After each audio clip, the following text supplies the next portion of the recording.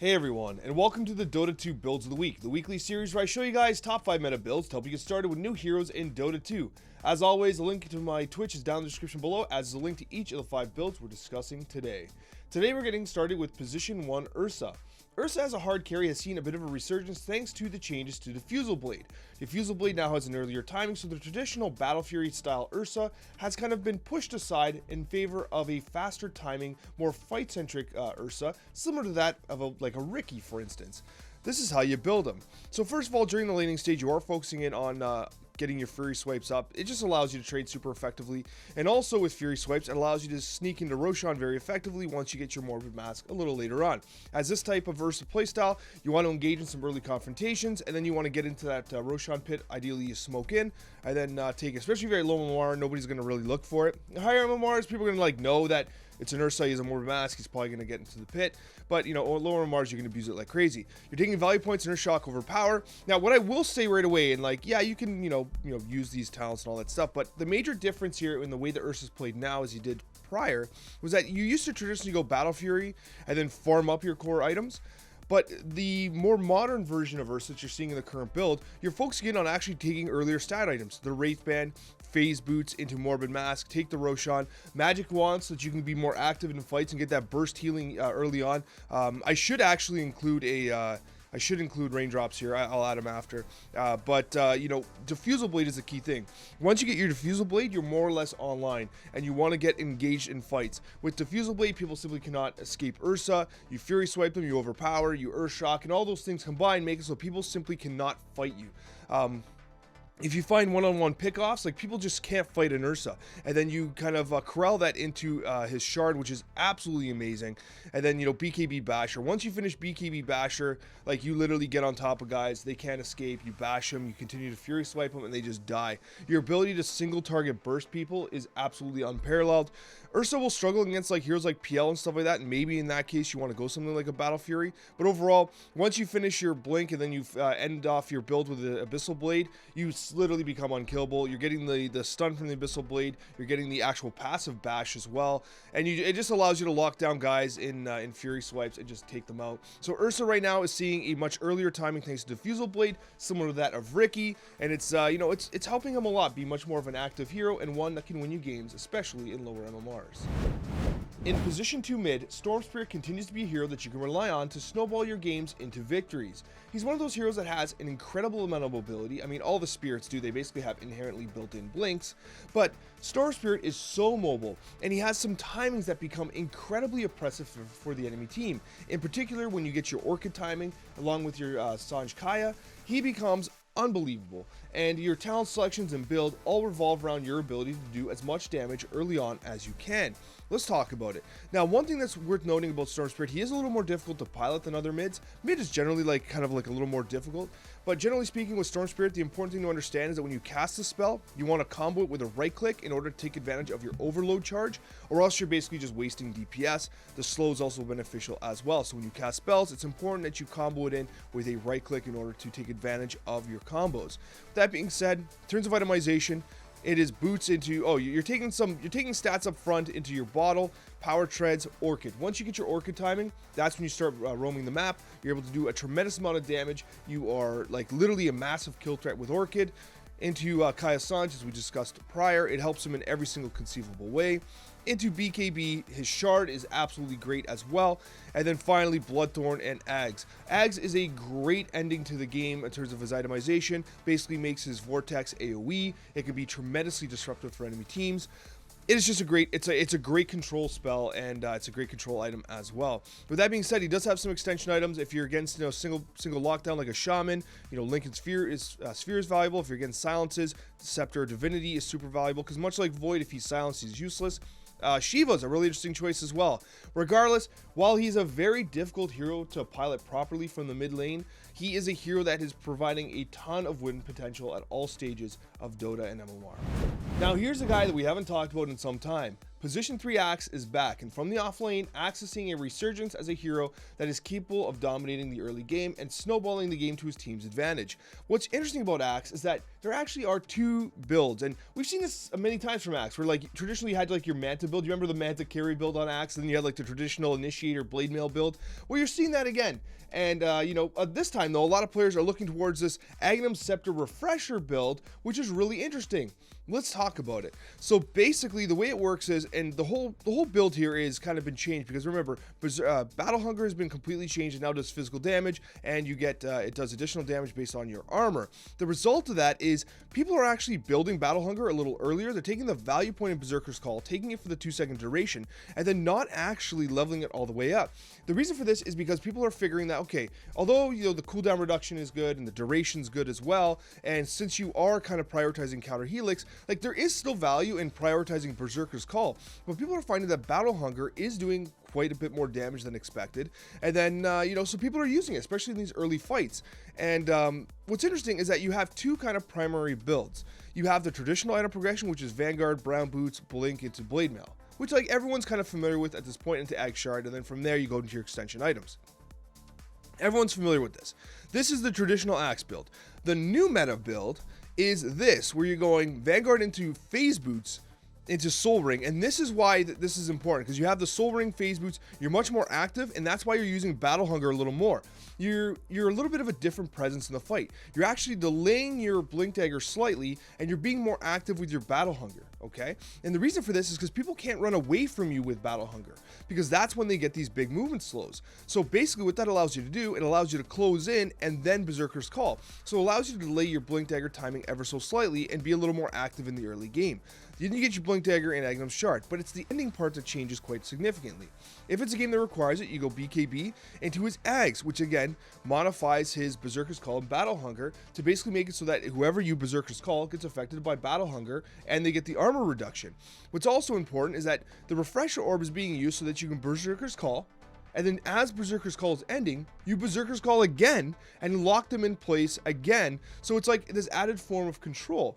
And it's interesting because Berserker's Call does not have that long of a cooldown. It's 11 seconds.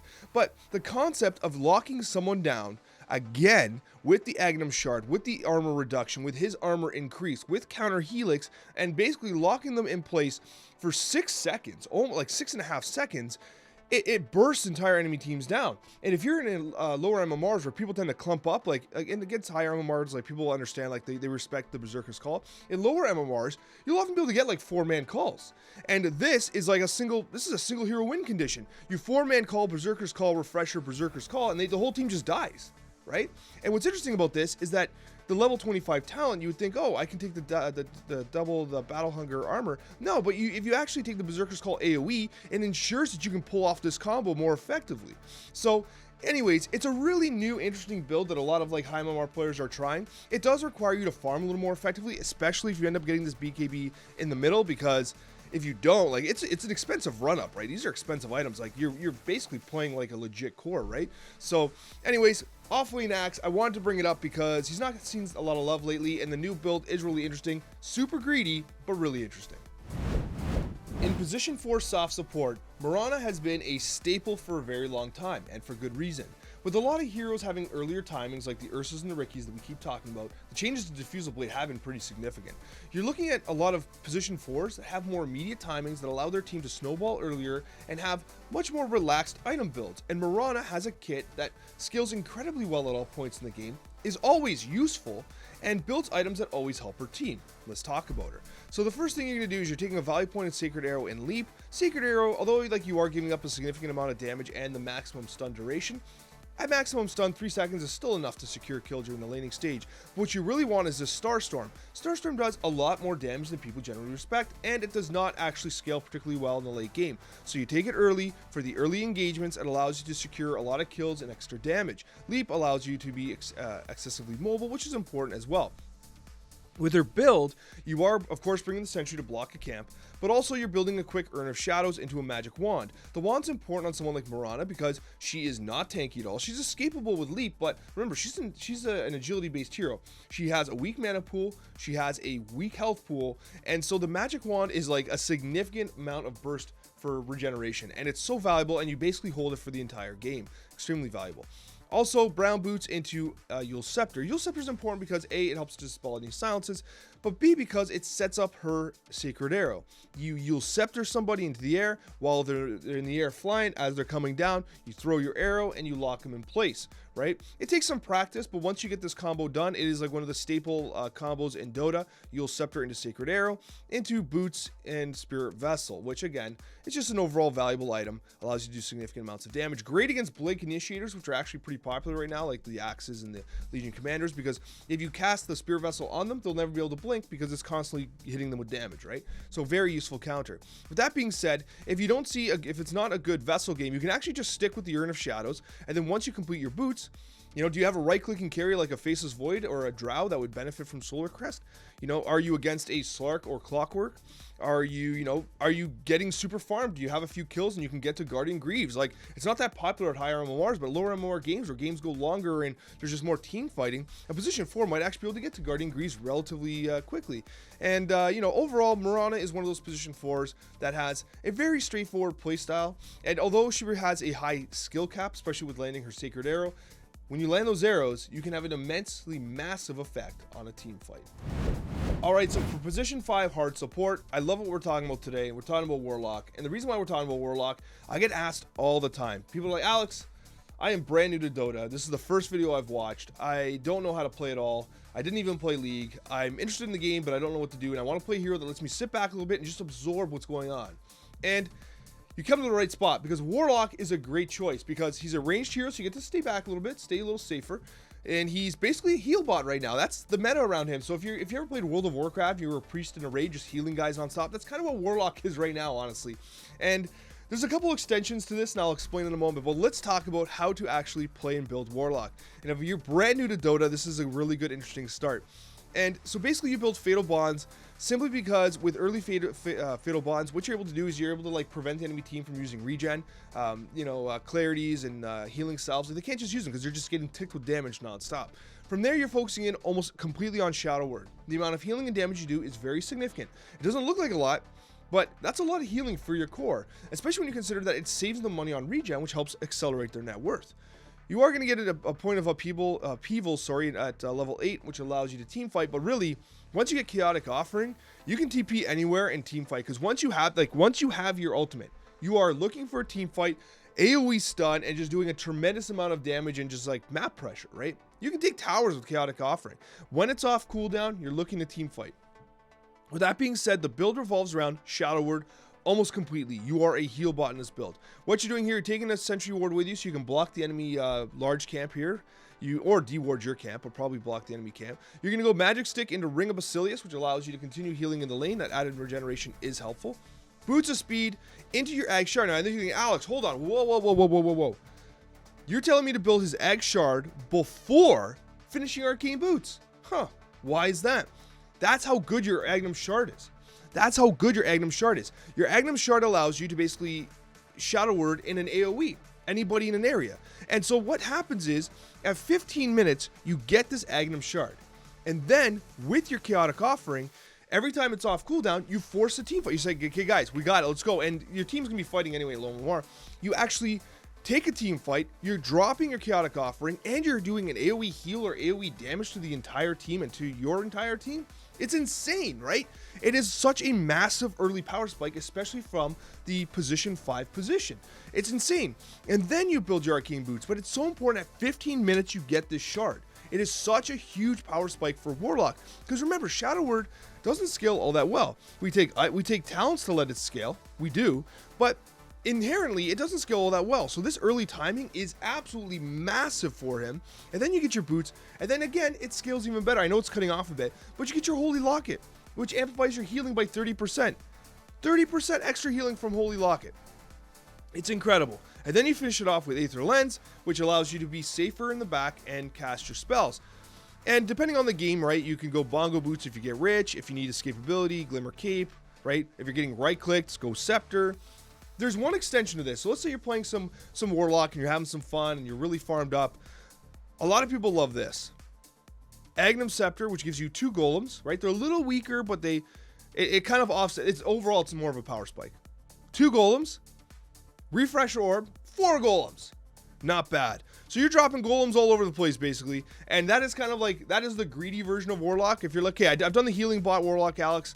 I got rich. And now what do? Agnum's into the refresh orb. And there's just golems everywhere. It's so much fun.